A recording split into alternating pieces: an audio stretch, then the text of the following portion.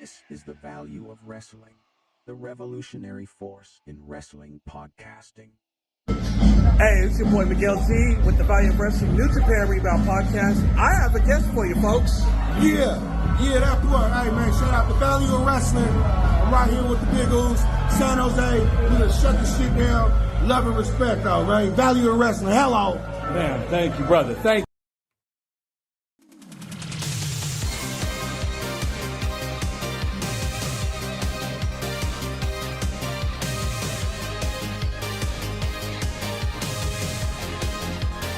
Oh, ladies and gentlemen, in case you didn't know, we are back, and we are live in living color right here on YouTube on the Value of Wrestling. This is your weekly Roundup podcast where we bring you the whole week of wrestling in one podcast where we discuss everything that went down, all the breaking news, all the stories, all the other stuff that's going down this week in the world of professional wrestling. But first and foremost, let's get into the introductions. Of course, you know him as the man, the myth, the legend, the one, the only. Oh, you know. And of course, our New Japan Pro Wrestling expert, the man that knows everything New Japan. Miguel Z. Or at least should, one or the other. And you know me, I'm the Big Tyme, and we are here, and we are live. We thank you for joining us. We thank you for being here. And thank you for getting ready for this time of fun and entertainment, because we do it better, and you can believe that. Take it to the bank. Gentlemen, welcome to the show. How are we feeling about the week in wrestling this week, Mr. Clarke? Actually, I think you should start with Miguel Z. He summed it up perfectly off air. Well, okay, let's see what Mr. Z has to say about this week in professional wrestling.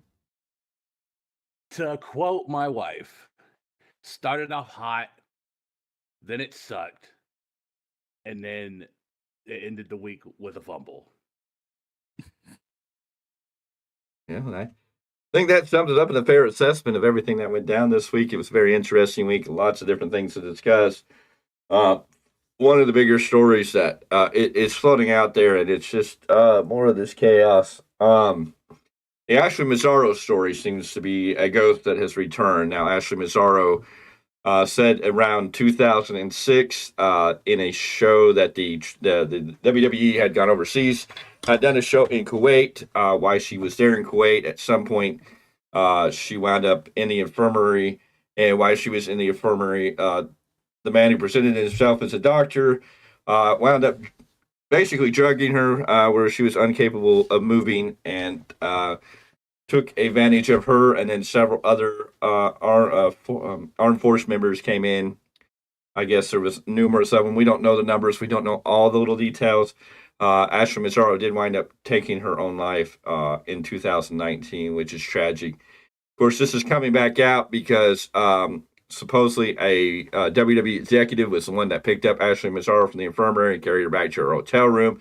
She was left in Kuwait while the rest of the company went back to the States until she was capable of flying back. And then when she came back, she supposedly talked to Vince McMahon. Stephanie McMahon supposedly stepped in for Vince, so Ashley would have a female that she may have felt more comfortable with talking to. And so this is all taken to the board of directors. The board of directors, Vince McMahon, whoever was in charge of all this. These are all details that are, we can't say that we don't know all the facts. There's so many things that are possible about it. But this is a story that's being reported. And when she went in front of the board of directors, they basically told her, don't say anything.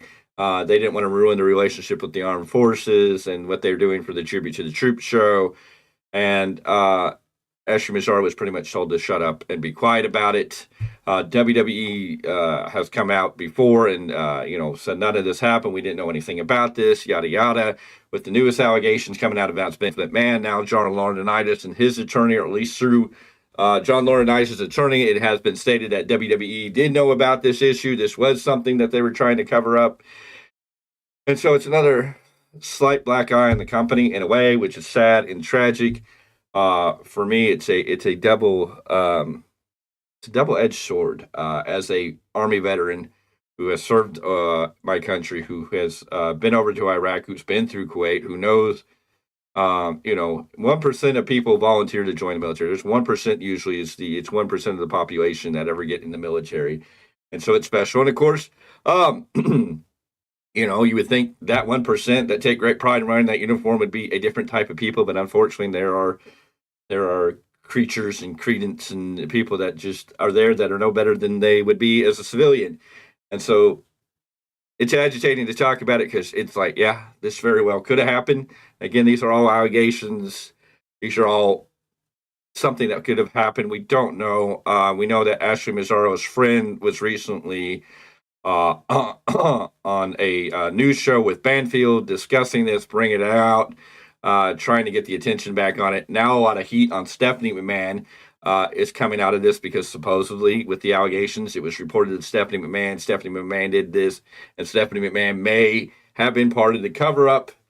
And the other tragic event that, I've been, as an armed service member, it pisses me off because I respect my uniform, and I hate when crap like this comes out and makes what I did and my fellow brothers and sisters who there trying to do the right thing look bad. And then on the other end is that Ashley Mazzaro will end up taking her own life, and I've been affected directly by suicide in my own life. I lost somebody to suicide, so that's the other tragic, and it's a double-edged sword to me. Part of me is just like, I'm done hearing these stories. I want to just see WWE grow and move forward, but sadly, these things are going to be haunting. And now we've got Stephanie McMahon maybe be involved, not involved. Again, these are all circumstances, allegations. There's probably some truth to it, but again, I don't have any facts to give you directly. It's so-and-so saying this and so-and-so saying this. And it's a hot mess, and it sucks, and it's, this is where we are, and I just don't know. I don't know what the recovery is. I don't know, if these allegations are true, then everybody needs to be held accountable on every lane of this. It needs to be found out. People need to be held accountable. If WWE, again, was involved and there was a board and it was covered up, then we need to understand all those details. And again, it's about accountability and how far is this going to hurt WWE. It's Stephanie McMahon involved, which is really tragic because I think we all want to see that Stephanie was a leader of women in wrestling, a leader of women in business. Tragically, she's gone and, kind of gotten herself out of the spotlight for whatever reasons. And again, we may never know all the details, but it is just, I'm kind of tired of just like everything. It's like this, and this, and it's that a-hole that started a lot of this trouble that we respected for years and years, but now we're seeing the deviancy that was kind of always there, but we just, I hate to say it. I think a lot of times we saw things there that we were kind of like, but I think we blew it off because we thought it was a character. We thought it was part of the storyline. I don't think a lot of us really believe that this man was actually this person. And I don't know if this man was always this person. But again, I think even WWE and NXT, they're making the statement, this new character they're having come to NXT says every man has three faces. The face that everybody sees, the face that only his family sees, and then the face that nobody sees, the evil face. And again, I look at this and go, maybe this was who, I think we all have tendencies. I think we all have a place that is inside of us that if we unlock that end of us, we can get into a very dark place for whatever it is. I'm not saying all of us are horribly bad to human beings, but there is a place that we all understand that we don't want to go. And I think certain things can trigger these elements. And I think Vince McMahon originally wasn't this horrible person, but I think when he became the Mr. McMahon character, it allowed him to gain this power, feel that he had this ability to do these things, and then it just kind of spiraled and became more, it allowed him to be maybe who he really was behind closed doors, but it's just, I hate talking about this, but it is there. It is something that is slightly relevant. Ashley Mazzaro's story is a tragic one. It's I don't know. Mr. Clarke, your thoughts, your opinions. You knew when the Janelle Grant lawsuit came out that every old story, whether legitimate or not, was going to come out of the woodworks. This is not a surprise. Yeah. Everything is going to come to light that was maybe ignored in the past. And some of it will get swept away because it's really nothing. And some of it will hopefully get justice. because it is, full of merit. Well, and I think the old statement is everything that you do in the dark will come to the light. I believe that statement fully. I think anything you do or try to hide in the darkness within time, maybe not right away, it may take a long time for it to come out, but a lot of the times it seems whatever you do in the shadows, whatever you do in the darkness, will eventually come to the light. It'll come out. Mr. Miguel, what is your... Go ahead. Kind of pressing on the notion of who Vince was and what he turned out to be. All you have to do is look at the parable of what Lucifer, Satan, whatever was, and then into what he became. Yeah. Well, and I think it starts, as evil incarnate.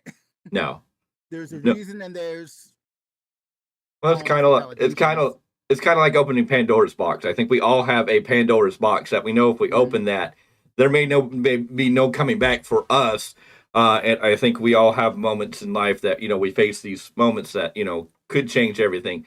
And again, I think the other aspect to it was, the old saying, I think it's, the great Spider-Man saying, with great power comes great responsibility, and I think we see a lot of people who come into power and that power takes control over them. And then they have a great fall from grace, in with Satan, Lucifer, and that dynamic, he was so in love with himself and thought he had a lot of the powers to be God, so he thought he should be God, and then he fell from grace. And I think, that's the same. When you think you're greater than everything else, and you get power hungry, and then you can really, really get yourself in a bind. But Mr. Z, your thoughts on all of this? I think that another phrase could be used as you could either die the hero or live long enough to see yourself become the villain. Mm-hmm. And the Ashley Massaro story is very sad when all that happened, and then seeing all this stuff come back even after her passing it's heartbreaking, because like you said, some of us have lost folks near and dear to us to taking their own life. Yeah. If Stephanie is involved in this in any shape, way, or form, that's heartbreaking, because I thought she was really starting to pick up the pieces, along with the rest of the ones that are left to try to rebuild the brand on its own in a different direction.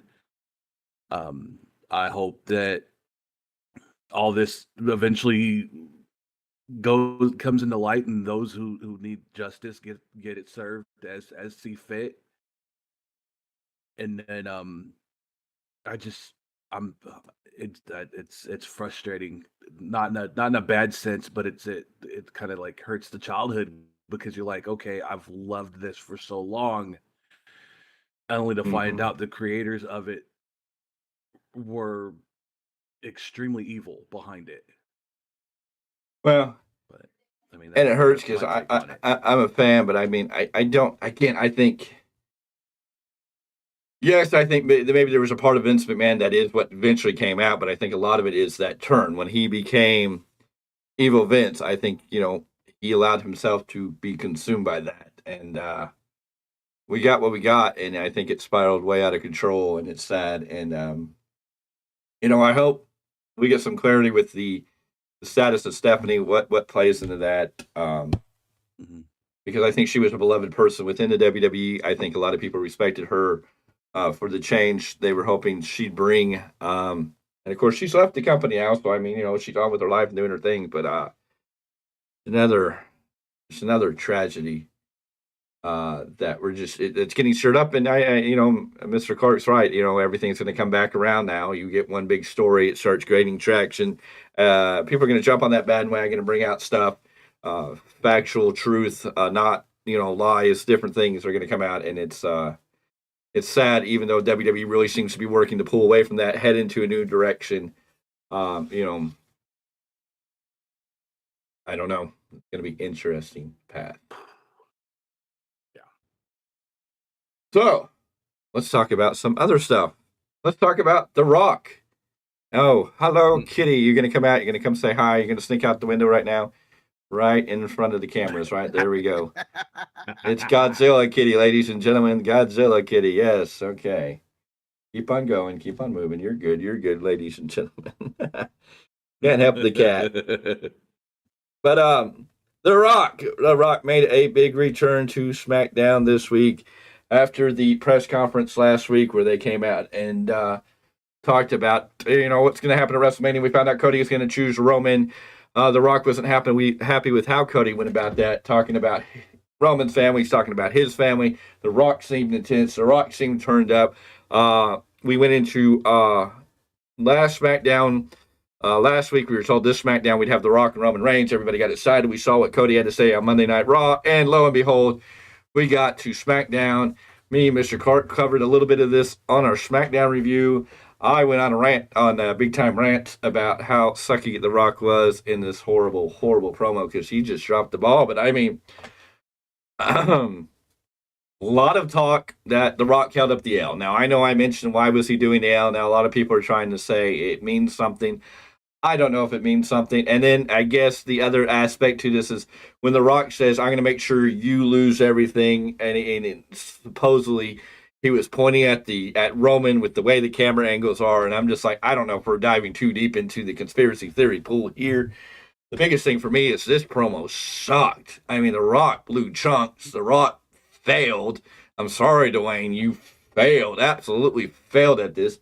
I don't think this falls on Triple H. I think this totally falls on The Rock because The Rock has always been good about going out there and just getting in the rhythm. I don't know if he's rusty and just hasn't been in that place to feel the rhythm because he didn't feel on pace, but it just, this thing sucked and just killed SmackDown. SmackDown was a pretty decent show, and then you got this, what we waited for. They waited till the very end, and then it was just,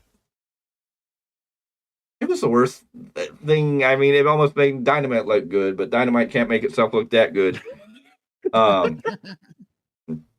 With the stuff we're getting there, but I mean, I don't know. I know Mr. Clarke's kind of thoughts, but Mr. Z, what are your thoughts on this Rock promo? How did you feel about it? What did you feel coming out of it? What did you feel going into it? I was excited going into it. I was like, all right, cool. We're going to get some answers. We're going to find out what's going on. We're going to see where The Rock is as far as loyalty, or is he really trying to take over? And we didn't get nothing. No, we didn't get shit. I'm not excited as what I once was. I'm hoping Elimination Chamber could change that and maybe light a fire under someone's ass. Well, we got Raw this week, and of course we have SmackDown, but SmackDown's already been pre-taped, and Mr. Z will be back in a moment. So don't shoot people threat. He'll reconnect with us once he figures out life. But yeah, I mean we got Raw coming out. We got a good SmackDown's already been recorded, so not a whole lot reporting out of there. Rumors saying that The Rock won't be back for another 3 weeks. So I don't know how you really keep this story going if we don't get something good. Mr. Clarke, we're lonely people now, and everything's going to look messed up. So let me see if I can fix this. Tell me what you think. Why I am trying to find a solution. Here's also the thing. Granted, we have Monday coming up, and SmackDown is pre-recorded for this week. But Thursday night, they're having another press conference. So maybe they do something newsworthy? Maybe?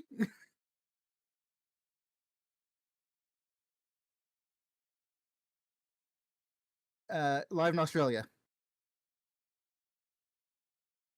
Lead to something interesting if The Rock's going to be in Australia, because we really haven't heard that Rock and Roman are going to be in Australia. And we have Mr. Z sort of back. Let's see. Are you with us, sir? The AT&T fired. You're fired. Can you really fire AT&T? Do you really have that authority? I think Can you afford to? No, because I can't afford the other people to come through and dig my foundation up. Get a satellite. I have satellite internet. It works amazing. I'll have to. Well, no, I'll talk to the boss lady and see what she thinks. Yes. Anyways, did you have any more you wanted to add to this bad Rock, Mr. Z, before you? No. No, it was a tragedy. I'm hoping the news conference brings it back. I'm hoping we get something on Raw to heat up the pot. I thought we were going to get something that was going to lead us somewhere down something. Again, I will reiterate and restate it over and over again. We need a special match at WrestleMania between Cody and Roman. You got to be able to suspend the disbelief that you can stop the rest of the bloodline from interfering or having their interference not affect the match one way or another, whether it's a no DQ, whether it's a street fight, falls count anywhere, a Hell in a Cell match. I really believe this match for WrestleMania needs to have a stipulation. Yes, I can see the Rock being the special guest referee, but I'm like, why are we not building two elements here? I don't need Rock versus Cody at night one of WrestleMania. That's going to overshine what Seth is doing. I don't think you're going to get the tag team match because, well, we got to remember Seth's injured, and now we know Seth's going to face whoever wins the Elimination Chamber. I don't think you put Seth out there for 2 matches in 2 nights when we know he's injured and needs to go get healed.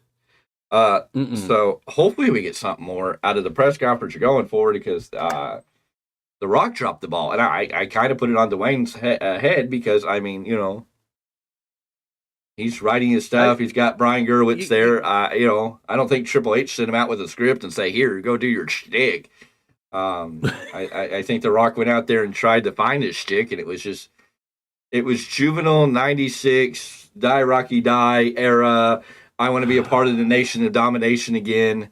Slight vibes and throwback there, but it just, I don't know. I'd rather have seen the Nation of Domination. I mean, that was better. At least it fit.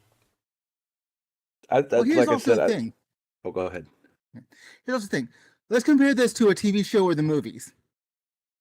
A lot of things you can blame the director on, but you blame the actor when it's the deliverance of something.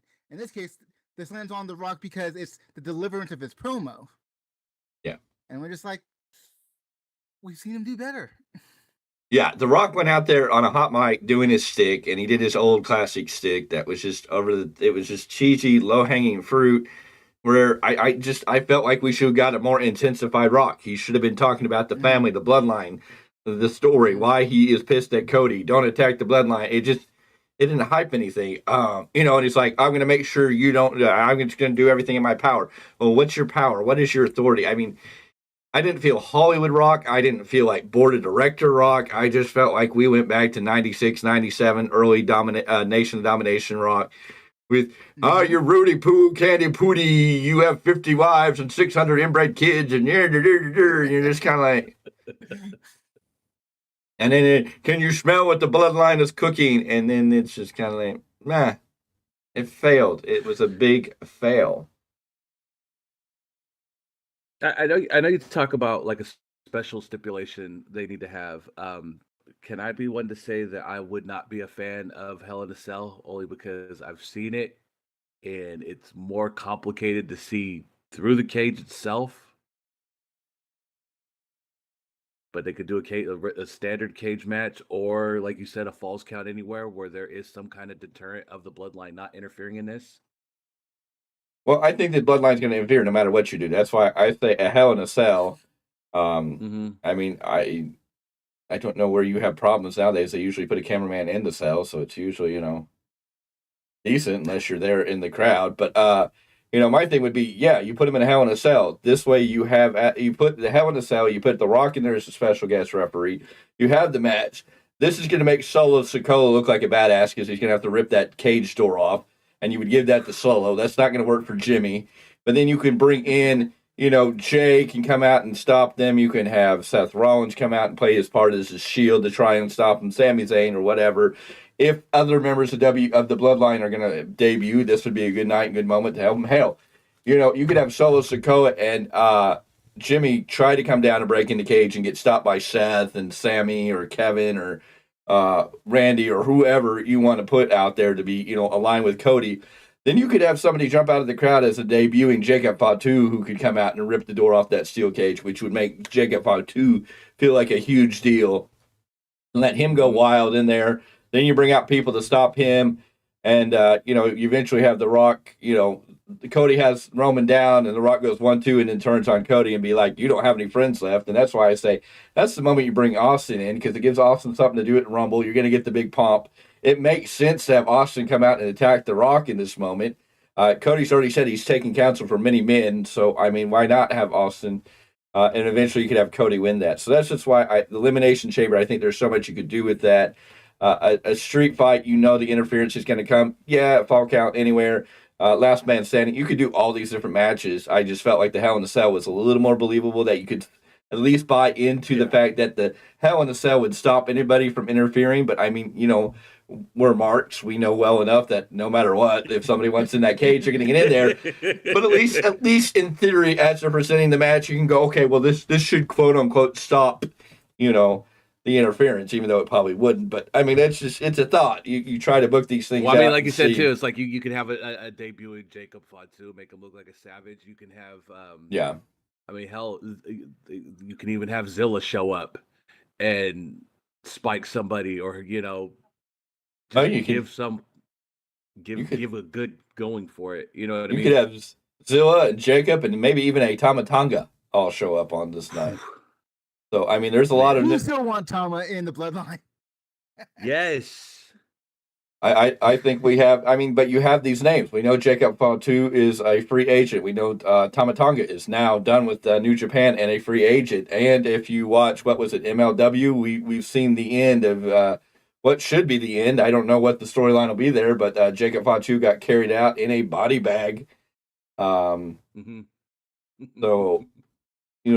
there's a lot of possibilities what's going into WrestleMania, and depending on how they're going to carry the storyline. Now, a lot of people are saying The Rock's going to turn on Roman at WrestleMania, and then we're going to start the Bloodline feud. But I'm kind of like, that doesn't really make sense when you don't have enough people in the Bloodline. Jimmy and Solo are not enough to start a civil war. So unless you're going to bring other people in, and yes, you could, if you turn Roman babyface against The Rock and do a civil war, yes, you could kind of have Jay fall back in line. But that depends on what they really want to do with Jay right now. Jay's being pushed into an Intercontinental title picture, so I don't know where Jay falls into that. So to have Roman turn, or have The Rock turn on Roman at WrestleMania, though it may happen, I mean, there's not anything's possible, and this may be the storyline. It just doesn't seem to make sense just yet. Not at all. Well, Mr. Z, since we're talking about Tama Tonga, that brings New Japan Pro Wrestling into the picture. Let's talk about New Japan Pro Wrestling. What do you have to tell us this week? Tell us what you got for the rebound. I'm going to run over the 5 days of the Fantasticomania, which was their joint show with CMLL. Lots of tag team matches on this one. It definitely was something different.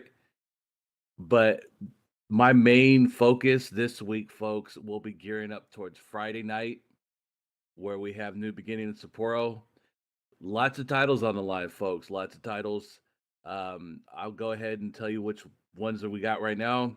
IWGP Women's Match for the title. Mayo Iwatani and Minas Sakawa. The Junior Heavyweight Championship, El Desperado and Show.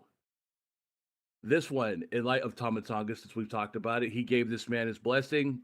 Shooter Shota Umino will be taking on Evil for the Never Belt. The World TV title, El Presidente, Hiroshi Tanahashi against your favorite, Matt Riddle. Jeez. Bro. And the main event, folks, we have waited for this. You've seen it at Battle in the Valley. It was going to happen. Global Heavyweight Championship, David Finlay, the real leader of Bullet Club, against Nick Nemeth. That is your main event for that night, folks.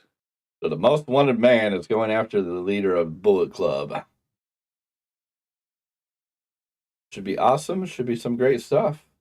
Can't wait to see and hear what is going down this week and all that wrapped up. But that won't be this Tuesday. That'll be the Tuesday after, because that's all happening on Friday of next week. But I'll be talking about leading up into, because this Tuesday I will talk about that. So what time, and I will talk about the. What time is that going to be on the air? Are you going to have a really long night and a really long day? Because Sunday, of course, you're going to be at the Stockton Con Saturday morning. But, I mean, we got Elimination Chamber going on at 2 a.m. Pacific Standard Time here. And normally New Japan Pro Wrestling stuff's in the middle of the night too, right? Yes. I have 2 TVs, folks. Well, I'll make it happen. This man's gonna pull a double all-nighter. Lots of coffee. And Plus speaking 5 of that, caffeine pills, plus Hey, I'm fueled on caffeine and nicotine, folks. We got this. oh Lord. well, speaking of that, of course, as you know, we will tell you again, me and Mr. Z will be at Stockton Con in Stockton, California. If you're going to be in the Stockton, California area, join us at Stockton Con. We'll be out there doing our thing, visiting around. Come on out to that. That'll be on Saturday, February 24th. So, yeah, we'll be out there bright and early to get that out there. We'll be handing out stickers, so come holler at us. And then on Saturday, of course, is Elimination Chamber that takes place at 2 a.m. Pacific Standard Time, 3 a.m. 3 a.m. Mountain Standard Time for those people who are in Salt Lake City where the Rock blew his chunks all over the place. So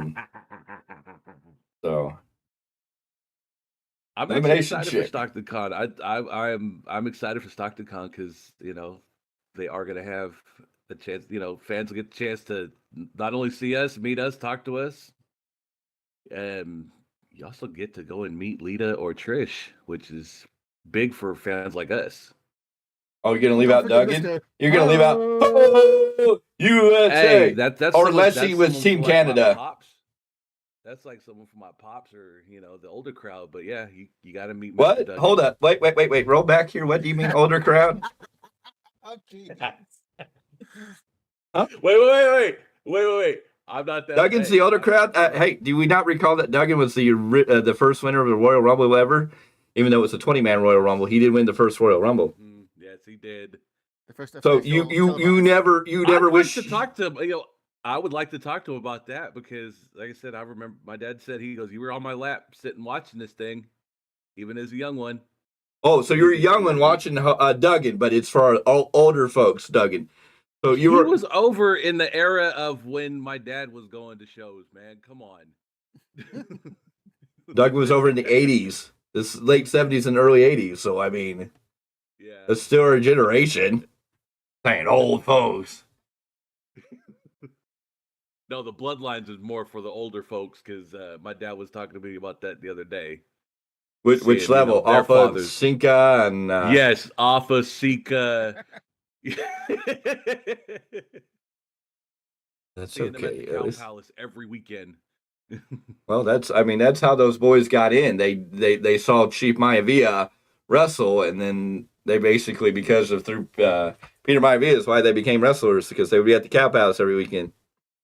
Mm-hmm. The Cow Palace, the place Pat Patterson helped make famous. But yeah, Cow Palace over there in beautiful San Francisco on the south end. I don't know how many people go over there nowadays. He was there for the first ever APW show when they tried to revamp the Cow Palace. Okay. So yeah, that was the night. How am I gonna say it? Joey Ryan and Cody Rhodes steel cage match. So yeah, we can't talk about Joey Ryan no more. Nope. Mr. Clarke, what do you have to bring to the table this week? Anything interesting, anything of value, anything at all? Well, here's a nice little funny piece, if you will. So apparently, Aston Villa defeated Fulham FC today with a score of 2-1 and decided to troll Fulham and perhaps its owner, Tony Khan. The Twitter account for the team shared clips of Prince Nana dancing with the game score superimposed over it. So you're seeing, 2-1, and you're seeing Nana doing his swerve dance. I'm just like, oh Lord, to get trolled with your own product, how bad is that? Well, did we see the pictures of Tony Khan at that Fulham football game with Orange Cassidy and Darby Allin? Yeah. Wonder Darby who looked like he'd rather be somewhere else. Well, Darby's probably in trouble because he got a Cody chant on Dynamite. I mean, that...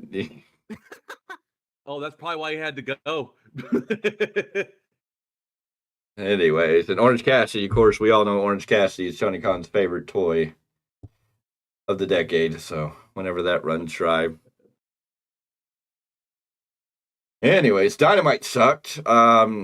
Tony Khan doesn't know how to present anybody. I mean, you can love the hammer, BT. It did. Tell me it didn't suck. Tell me you look at Moxley versus Dax Harwood on paper. You're like, this should be a good match. They went out there. It didn't feel like the match that you would expect between these two, but there was no excitement to it. Like, you're just like, okay, cool. These two are fighting. Oh, they're gonna have a tag team match next week. Now we're gonna have a tag team match. Claudio Castagnoli, John Moxley versus FTR. And you're still not excited for it. Paper, you're like, oh, this should be a good match. But there's no, I mean, if you miss Dynamite, you're not going to be like, oh, I missed FTR versus Blackpool Combat. Oh, sad day. Like, you're just like, none of these people are being represented in like this great light. It's like, okay, they might get a padding for a title shot, but we know the Young Bucks are going to be the guys that are going to take the title, and then they're going to have the title. If they have the title again and FTR wins, we're going to get FTR versus Young Bucks for the tag team titles, number 1,510. So, I mean, been there, done that. But, I mean, when you look at that card, is there anybody that was on the card last week that made you really get excited? Look at the promo package between Samoa Joe and Swerve. That was okay, but as soon as Hangman came out there, it deflated everything. During the review. Mm-hmm. And now we're looking at the stupidest six-man tag of no reason. Like, you can't even figure out where Tony Khan decides that, okay, Samoa Joe and Swerve, who have some good heat going on, you guys are going to be on the same team. We're going to bring in Brian Cage, who is the biggest joke in professional wrestling next to Safety Scissors Jay White at this point, to take on Hook, RVD, and Hangman Page. And you're just like, how do you figure these guys all to go together? And you had Hook face Joe, lose to Joe in the match that didn't really go the way it should have gone, but hey, it's done and over with, and Hook hasn't been relevant until all of a sudden now real quick. I got some great news, everybody.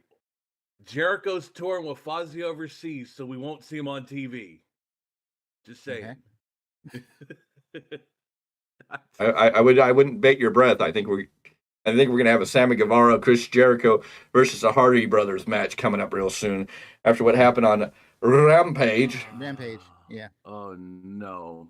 Okay, never mind. I just deflated my balloon. Thanks a lot, guys. I was happy for a second. But I mean, I don't know how you get the six-man tag. I can't even, like, why do you put Hangman with Hook and RVD?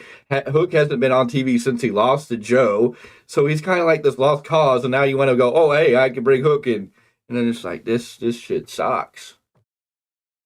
Now, if they were to swap out Hangman Page for someone else who apparently wanted to do more shows again, what if they brought in Sabu? Why? Just because, at least as far as putting teams together, make more sense than Hangman Page. I'm not saying it's a great match. I'm just saying it makes sense, but you'd be riddled with ECW chants, and I don't know if AEW needs ECW chants. I mean, is that really what everybody's go-to is when business is going to shit? You go get everybody from ECW so you can get ACW chants. I mean, they've done that everywhere. WWE's done it. WCW did it briefly. TNA, it's done it more times than I think anybody can count. I think everybody, probably MLW, GCW at times have done their own little, let's get the ECW chants, because, yeah. Well, I mean, at this point, I think Tony Khan needs something. I was going to say GCW does show at Hammerstein, so I mean, I get that one. I've got a perfect person. Hold on. Let's call up somebody called Got the More. Let's call it a real booker. Hell, go get Kevin Sullivan. Over to him. Let's go get Kevin Sullivan and get the Booker man. I mean, something. Anything's better than what Tony Khan throws together. He doesn't. It's like he half-assed does storylines and then he does just random book matches. And then, I mean, Mr. Clarke, you were or are a big fan of the Tony Storm, and of course you're a huge fan of Deonna Purrazzo. But I mean, really, are you excited for this match at Revolution? As it's been presented, not the fact of what the match can be in the ring. You already know the answer. That's the sad part. Yeah. I mean, I am one of the most loyal and hardcore fans that I was so for AEW, but in the last year or so, maybe a little bit more, it's just been dwindling on my... I want to give Tony Khan a vote of no confidence.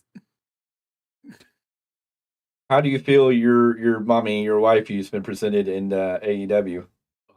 I've told you on every review show that she's been on that she has so much potential. She's done so much in the past, and they're not presenting her, and they're not having her show her strengths and aggression the way they need to.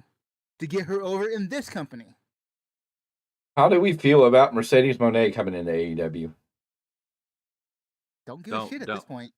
Yeah. And that seems to be the general consensus across the board. A lot of people are like, cool, it'll be the pop, but I think everybody's just kind of, we have no faith in Tony Khan and his capabilities. And let's go one further step. I mean, this one, you don't have to cry. Take a deep breath, Mr. Z. Okay?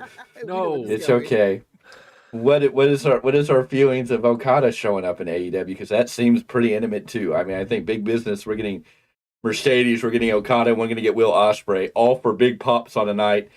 And then I think I think maybe Tom Brady's going to be working in the back because it's all going to be deflated faster than a football in the NFL. Oh man. The problem is Okada, if he shows up, will probably be in a sweatshirt instead of his Yep. Rainmaker gear. Yeah. I mean, just stupid shit that they've had him do before in AEW. Yeah. But I mean, look at Ospreay. I mean, the match they promote for him, his first match in. I'm excited for the in-ring work, but where do you go from there?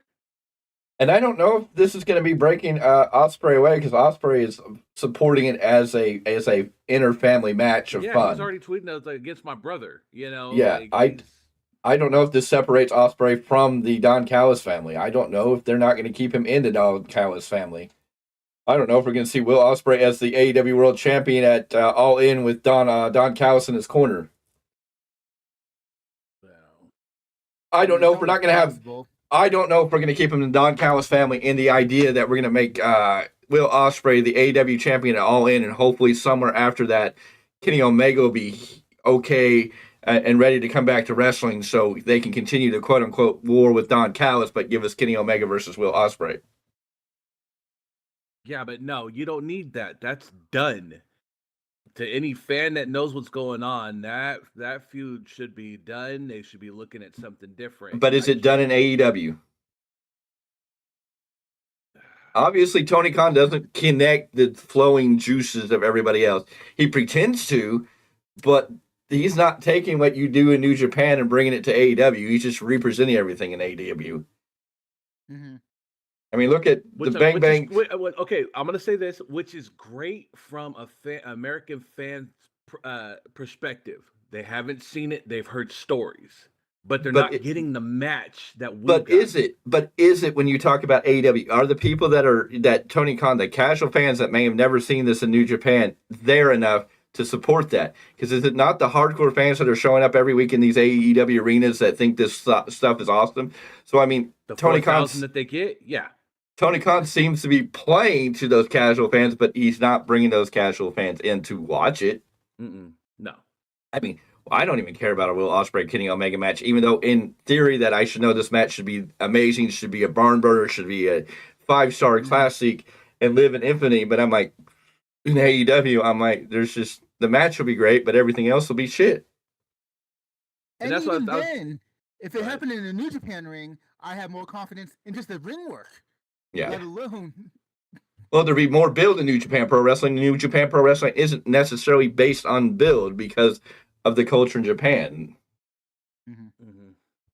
This is That's what I was telling somebody because they were like, how do you watch New Japan and understand it? I was like, do you watch the post show, like the post match interviews? Yeah.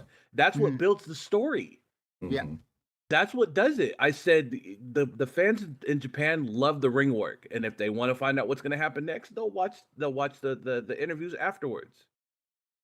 Well, and that's a big difference in culture. I mean, if you look at the samurai warriors and the ninjas of Japan and the prestigiousness of the geishas and the stories, the live action for Japanese, they love the in-ring work, the brutality that is brought. The storyline is more secondary, where in America, whether we're trained or it's our thing, it's more about the story. Wrestling in America has always been about the basic idea of the good guy that's going to overcome the bad guy. The bad guy's, constantly thwarted the good guy from winning, and now we're here to, see the good guy win. Yeah.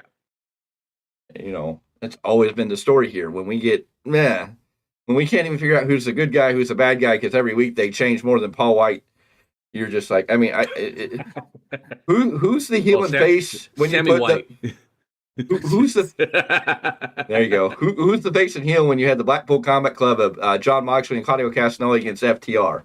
Like, who is the, like, and why are they even feuding all of a sudden, other than the fact? And then you watch videos where you see Daniel Garcia with FTR and Adam Copeland, and they're doing the Daniel Garcia dance, and you're just like, this is tragic. It's okay, Cornette. It's okay. Breathe. Breathe. And the sad part is I have tried to defend Daniel Garcia. But even I've finally gotten to the point where too much dancing, too much comedy. And they're trying to make him like he's the next best thing since sliced bread, and he's not at this point. Who did it? Who does it better? Daniel Garcia or Norman Smiley? Norman Smiley, by a long shot. Don't you dare try to compare Daniel Garcia to Norman Smiley. How dare you, sir? I just did. Norman Smiley, I think that's better than Daniel Garcia. The big wiggle. Yes. And had more serious matches. Yes. That's true.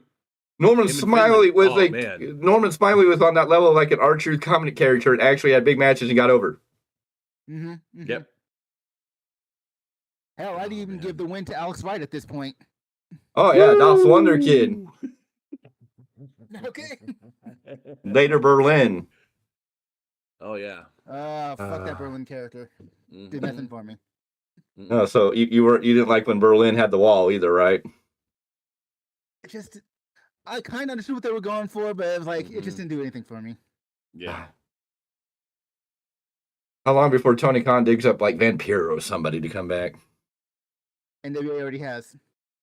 Yeah. I'm saying Tony Khan. Tony Khan my Valentine's card that I posted the other day was "You blow me away." Mm-hmm. Oh, Tony. I don't know. I don't know. And now we got this Tuesday, and the card looks like crap. And we haven't even touched base on Rampage, where we had Sammy Guevara versus Jeff Hardy in a death-defying stunt monkey match, where you just sit here going, okay, somebody's going to die or somebody's going to get hurt. What happened? Sammy Guevara shot off the top rope with a shooting star press and wound up kneeing Jeff Hardy in his face, breaking his nose. And as Matt Hardy reported, this is the first time ever that Jeff Hardy has had a broken nose. Oh, wow. And so, after everything else in his yes, in his illustrious career, this is the first time that Jeff Hardy has suffered a broken nose. And Matt wasn't very happy after this match. I don't know where you go with Sammy Guevara. I have a feeling we're going to get the Hardys versus Sammy Guevara and Chris Jericho. Yeah. And then Sammy Guevara ruins everything, because was he not mad and broke up with the Don Callis family because Don Callis painted his kid in a picture, but now before he came out for the match, he jumped over the barrier and showed off his daughter that was in Tay's hands at ringside? You're just like, okay. Tay. I don't know. I'm done with. I think there's a little bit of difference between you showing off your daughter and someone else who has nothing to do with you or your family. Right. Well, but he was part of the Don Callis family in that moment, so you can't say he wasn't part of anything. I don't know. Sammy Guevara is. They've killed him too. Like, they've had an opportunity to make him hot, and they have failed every time. And he's turned face and heel more times than anybody else in the company in 5 years, and that has just not helped him at all. And you just look at Sammy Guevara and you're like, I don't care. And look, he's being relegated to a match with Jeff Hardy on Rampage, so you really know where Tony sees his level of importance. Yeah. I can only hope that Jeff and Matt get out of there, get to go back to WWE, maybe sign that legend seal, maybe get their Hall of Fame moment, get a moment to finally wrap up their career on a high point. 'Cause I don't think they're going to end their career on a high point in AEW. I don't feel it. Jeff has nothing left in the tank, and so I feel like, to me as a fan, he has nothing left to offer. That poor man has been through so much, and inside and outside of the ring, it's like, dude, why are you doing this to yourself? Yeah. I think you could have Matt and Jeff one more year in WWE and be okay, because I think they'll be better taken care of. Plus the fact Triple H ain't going to let them be spot monkeys like they are in AEW, where Tony Khan goes out there and go do whatever you want. Triple H is going to control it, whether they necessarily like it or not. I think they can understand they can come in and they're going to have people that are going to work with them that are going to make them look better. AEW to me sometimes feels like everybody's out to make all their moves and make themselves look good. I don't feel like you have this camaraderie where both competitors are trying to make each other look good. You know what I'm saying? It's just like everybody's out there trying to get them over, and you're like, this is not how this wrestling world should work. Well, it's like you said that's like how we already talk about how the New Japan guys are presented at AEW. They come in New Japan style, but they're working with American wrestlers who don't understand it. Well, even the guys look good, but even the guys that do, they're getting buried and getting AEW guys. I mean, look at the CML guys. Do we really care about them? They're being used to get AEW guys over. And they don't feel as impressive, but I bet you they'll look a whole lot more impressive doing a New Japan Pro Wrestling show with CMLL than they are with. Well, they just did. I'll be talking about it on Tuesday. It was 50-50 booking, but you made both sides look good. Yeah. I mean, the CML guys and AEW are just kind of like, yay, whoopee. Like, again, that also falls on Tony Khan because he doesn't give us any story back into these guys. And here's the question. Let's go back to World's End. Who was really hot at World's End? What was one of the biggest stories coming into World's End? Ladies and gentlemen, can anybody tell me what happened to Miro and CJ Perry? Was this not one of the hottest stories coming out at the end of the year? Yeah. Andrade left AEW, which is fine, but where's Miro and CJ Perry in that storyline? Why was CJ Perry recruiting people just for Miro to beat their crappy ass, and now where's Miro again? Catering. Sitting at home, more likely. From Bulgaria. Yeah. Call me if you need me. Yeah. No, Tony told him, I'll call you when I need you. But I'm telling you, these guys are enjoying. This is why LAX had their split, their personal beef, because they were at home making money. One of them wanted to work, the other one didn't, and it ended up being true to life issues there. Can you tell me where Ortiz and... So we're talking about Pride and Powerful. Yeah. Can somebody tell me where Ortiz and Mike Santana are now? And we just have like a big... indie shows. Did we not just have like the other one? Did we not have like the stupidest feud with these two? They came back, they aligned, and then they turned on each other, and then they got back together after they had one fight. That's what I'm talking about. So... I mean... what if the stupidest feud that was of last year? Mike Santana and Ortiz, they came back. They teamed up with, the Blackpool Combat Club or one of the groups against one of the other groups. I forget whoever. Doesn't even matter. Then they got mad at each other, had a feud on a TV show match that was crap, and then they're gone. Miro's gone. Can I get paid sitting at home, Tony? I mean, jeez. I'd like that deal that we could definitely invest into this podcast more. Oh, yeah. Who else is? I mean, who's on that roster that we just never see? Speaking, they've talked about Brandon Cutler. When's the last time anybody's seen Brandon Cutler? I think Marty scared him away. Brandon what? Marty got a hold of him. I'm sorry. Oh, and then we haven't even talked about the Great Rampage thing, the 12-man tag match of the Scissors Gang Bang Bang Club against Jeff Jarrett, Jay Lethal, Satam Singh, and the Dark Order. Like, how do you book that? How do you go, okay, I'm going to put Jeff Jarrett with the Dark Order and his grouping, the Dark Order? I mean, that's just like, oh my God, that is just like taking the peasants. That's taking the jobber crew. Hello, and security, just... this is Tony Khan. Who's out there right now that I can bring into book? And on the same Rampage show, the Scissor Bang Bang Club took on Jeff Jarrett, Saddam Singh, Jay Lethal, and the Dark Order. But Dustin Rhodes teamed up with the Von Erichs, and it's the first time in 40 years that a Rhodes and a Von Erich teamed up. And they took on 3 jobbers that nobody knows about. So you never make sense of anything. Like, these 3 guys are facing 3 nobodies, but you took these 6 guys to face these 6 guys, and these 6 guys don't even make sense to be together. Dark Order, who's been relegated to Ring of Honor, for all intents and purposes. Why they're being brought up back to AEW, even for Rampage, makes no bloody sense. Can somebody tell me why in 2024 we're seeing Jeff Jarrett in the ring with Jay Lethal? You probably have more of a problem with that than I do. Depending upon how they book it, and of course they haven't booked shit for shit, so. Jay Lethal versus Jeff Jarrett, if you had a storyline or a reason. Good to go. Who? I thought Thunder Rosa was cleared and good to go. Who? Where's she? There you go. Wasn't she at some indie show showing up to get her spots on?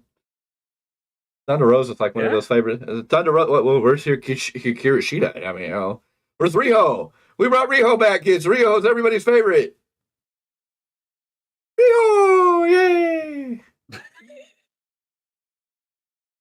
Dynamite. I mean, AEW just sucks. I mean, I don't even. Why is it still on my TV? And there's people out here who praise this thing like it's the best thing. I know there's people out here who thought this was the best show ever, and I'm just like, oh man, I'm not even going to go there because there's no storylines. and all those people who said, "Oh, the great storylines coming out of the Continental Classic." What happened to any one of those storylines? They got thrown out the window like they never meant anything. Mark Briscoe is like the biggest joke in the world. Yeah, Eddie in his Continental Classic. I guess he's defending those titles at Revolution against Bryan Danielson. So there's your. Yeah. We're going to replay that because, I mean, how many times do we need to see Bryan Danielson and Eddie go at it now, you know? What a sad truth. In another breaking news, guess what? It has been officially reported that Monday Night Raw will be on Netflix, will be commercial-free. It is being scripted to be a commercial-free show. There will be no ads or advertisements on the Netflix version of Raw. So basically, it's going to be a weekly PLE. If it stays at 3 hours, yes. But basically, yes. It was reported that Netflix isn't going to have any ads during Raw on Netflix. It's going to stream fully ad-free for Netflix account holders. So if it's 3 hours, it's not a price in Netflix rising, but can you see the subscription rate climbing? Oh yeah. Well, it's going to be really interesting. Depends on how Paramount, Discovery, and Disney come together, since ESPN, Paramount, and Discovery are coming together to create the biggest sporting streaming platform. They're all going to work together to stream sports. So that's going to be interesting. And speaking of that, have we noticed that WB has not approached, now that WWE is signed with Netflix, has not approached Tony Khan and AEW for re-upping their TV rights? There is still not a deal in place for AEW TV rights. Oh man. Which also doesn't make sense in the respect that, well, WWE's taken all the 3 major shows. Mm-hmm. So it's not like they're going to get WWE. So why? Well, then again, if you look at the merit of AEW and you're like, do I really want to invest that either? Well, at that's kind of like the same fallout with WCW. It was like they're not drawing nothing, so why are we going to keep them on our Well, that's slightly different because Time Warner, AOL, and that group was sabotaging and took a lot away from Bischoff. They cut Bischoff's budget, and Bischoff had a lot more that he was fighting against than just Bischoff being a bad booker, which Bischoff wasn't really necessarily a bad booker. Tony Khan is the man that's at fault if he doesn't get re-signed by AEW. AEW is not trying to sabotage them.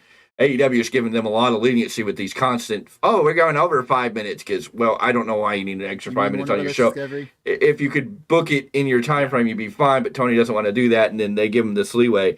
But we haven't heard any rumors that they're doing it. So, I mean, it's slightly different because that time Bischoff was getting hammered from the corporate end. They wanted to sabotage. AOL didn't want to have anything to do with wrestling when they merged. That was a big problem. And so they were more sabotaged. AEW's not being sabotaged. AEW, well, not by other aspects, are being sabotaged by Tony Khan. Yeah. I mean, that's the bottom line there. And it's just, you don't see them re-upping. So it's like, what's going to happen? Okay, Matthew Underwood says, NWA Power deserves a shout-out. Great episode. Thrill Billy versus Virtual Immortals versus Slimeballs. Southern Six versus Knox and Murdoch. Hopefully NWA Power can turn into something. Hopefully they can bring us some good stuff. I'm a big component of seeing Billy Corgan achieve what he can in wrestling.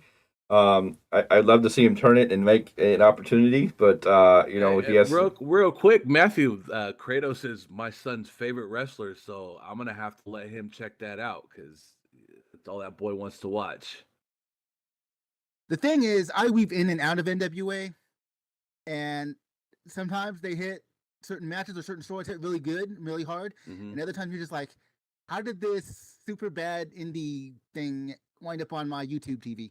Yeah. Right. Um, Well, I mean, think It's look who it's was very over much at a one mixed point. bag.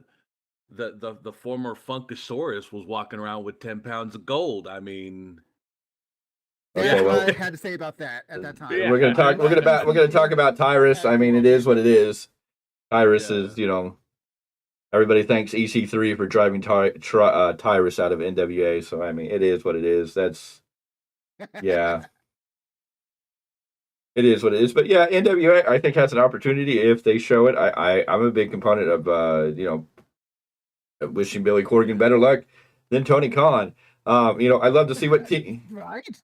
I'd love to see what TNA was going to do until they got rid of Scott D'Amore, and the big issues coming out of that is Scott D'Amore wanted to spend more money. They didn't. Scott D'Amore wanted to take TNA onto a different platform, and it doesn't look like Anthem wants to get TNA off of Access. Of course, they own that channel, so you kind of understand it's on their network. They have full control over it. But that kind of looks like it. But I mean, TNA may be in trouble because it seems there is a hard line there of people who are okay with it and the other people who are totally against it. And it is I don't know. What doesn't make sense about that though is they could keep Impact on Access for replay value, but try to put it on a bigger station to make money. I mean, you can have. They don't want to make money. Apparently. I don't know this whole debacle with the firing of Scott D'Amore. Removing him from president would be one thing, but they just completely terminated him. And basically, it's just that they didn't see eye to eye. Scott D'Amore wanted to go one direction. Anthem just doesn't want to spend money, is what it seems to have finally boiled down to. And Scott D'Amore could be a danger to TNA because I mean he could go to an AEW and revive it if Tony were willing to give up the books to a Scott D'Amore and let him use his creative genius to rebuild AEW. I'm Triple H. I'm bringing in Scott D'Amore. I mean, you already got Abyss. You've already had some of the people from TNA in your department. I think that Scott D'Amore would be a great asset to WWE even. I mean, that would be. Can you imagine Shawn Michaels and Scott D'Amore working on NXT together? Woo! Boy, AEW wouldn't stand a chance then. I mean, even Scott D'Amore and Triple H working on the main roster with his whole group. I mean, Scott D'Amore could take a lot of that WWE stuff, and we know Brian Gurwitz is in there helping out with the Rock storyline. So, I mean, you get some of the biggest names in WWE doing some of this creative direction. Holy crap! I mean, there's opportunities. Having fully packed arenas, as we once seen way back in the day, with that kind of momentum. Exactly. Well, gentlemen, what is your final statement, your close-up, your summary? What is your give on this week? What do you have to say in closing, Mr. Z? Do better, Tony. And someone please do something with The Rock. Make us excited for this road to WrestleMania. Matthews, I gotta question you. Which Tony are you talking about? Do you better Tony Khan? Do you better Tony Storm? Any of them damn Tonys, damn it. Hey, even Tony Schiavone could work. Yes, do better Tony Schiavone. Yeah. Matthew here again saying NWA announced a new territory, the third NWA Chicago. The Southern should be booked all over the Indies. So the Southern Six, yes, okay. Should be booked all over the Indies. So we'll have to see. I'd like to see NWA get its place in the wrestling market to be taken as a serious force. I think Billy Corgan has some good ideas. I don't know if all his ideas are great. We had hopes when he was helping trying to rebuild TNA with Dixie Carter, but I think Dixie Carter got in her own way there. Scott D'Amore looked like the saving grace, but Resistance Pro also seemed to get in their own way. Yeah, the indie he was in before he was a part of TNA. You got to remember too, Corgan learned from Cornette, so I mean, he does have a good solid mind for it. And I'm sure he's taken plenty of lessons from Paul Lee. Yes, he's a big component of Paul Lee. It's interesting to hear Jim Cornette would come out of wrestling retirement to manage Jacob Fatu. Woo!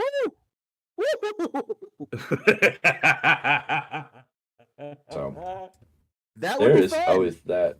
Mr. Clarke, what is your final statement? What is your final testament for this week?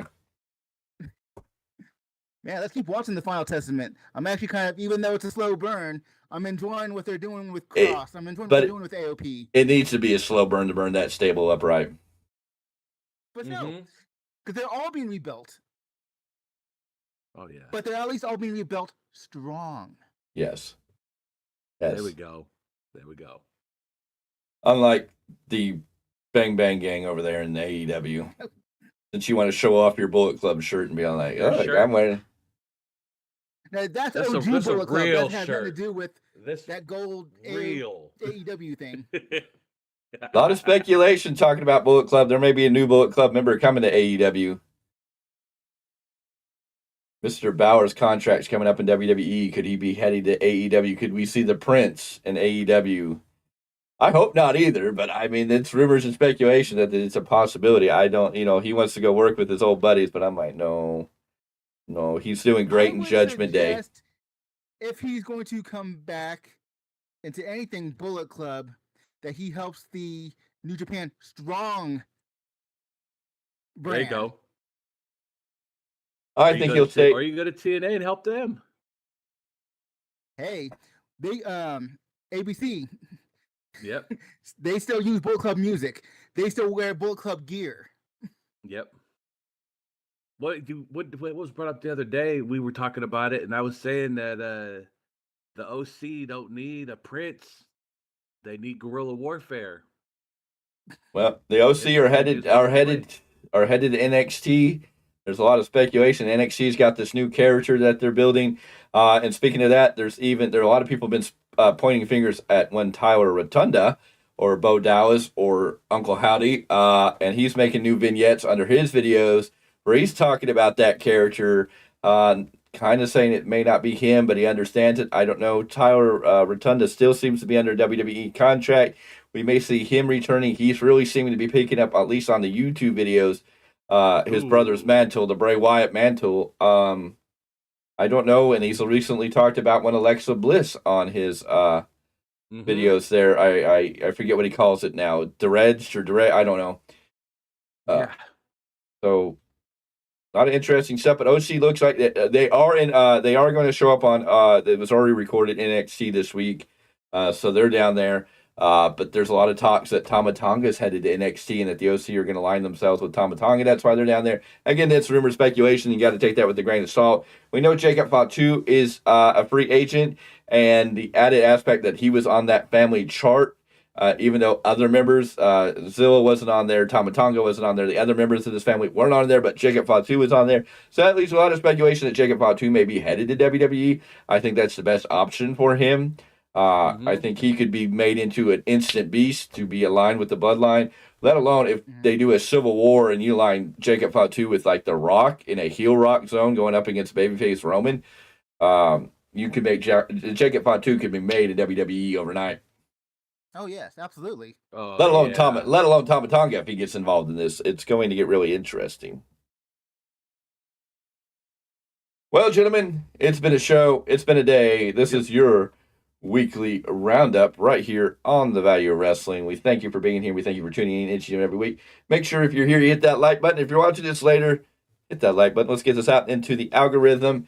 Share this out with friends, family, and everybody that you know loves professional wrestling. Ring that bell for notifications so whenever we go live, new content comes out, you'll be ready. Of course, me and Mr. Clarke will be back tomorrow night with your Monday Night Raw review. Mr. Z will be here Tuesday with the New Japan Pro Wrestling Rebound. We'll be back here with a sad day to tell you everything that went crappy on Dynamite, and it's coming from my hometown of Tulsa, Oklahoma, so it may even be more depressing. Then we'll be back with SmackDown. We will keep you informed once we know, because there's a lot of things going on. I don't know when next week's roundup will be. Like I said, me and Mr. Z will be on Saturday at the Stockton Con. And, of course, we will be doing some type of roundup combining into what happened with Elimination Chamber. That may come out later on Sunday evening. It just depends on timelines and all three of us getting together. But we probably won't be here at 12 p.m. because I will also be at Stockton Con on Sunday. I got a kid that wants to go, and he can't go on Saturday, so I got to go do back-to-back days. So we'll figure it out, but we'll let you, our fans, our supporters, know. If you're new here, hit that subscribe button. It's absolutely free. It costs you free $99. hit that subscribe button, join the Value Wrestling family, because it'll be the greatest thing you've ever done, because we are on a road. We are at 246, close to almost half of 500. We are marching closer to 500. And of course, the big one will be 1,000. And I promise you, once we hit that 1,000 mark, we're going to open some doors. We have a lot of things that are working in the background. We just got to get to that point to really expand Help us and get there, folks. start Help us building. get there. So, yes, share this out and join us on Saturday. Of course, we'll be here all week with different stuff, new content coming out. So be aware, be alert, because we will be around. But we're going to get out of here. Is there anything else you gentlemen want to add before we say la-di-da-di, goodbye? Mowdy. All right. You all have a good afternoon, evening, or whenever you're watching this later. You're always welcome to drop your comments down below. Join in the conversation, always right here on the Value of Wrestling.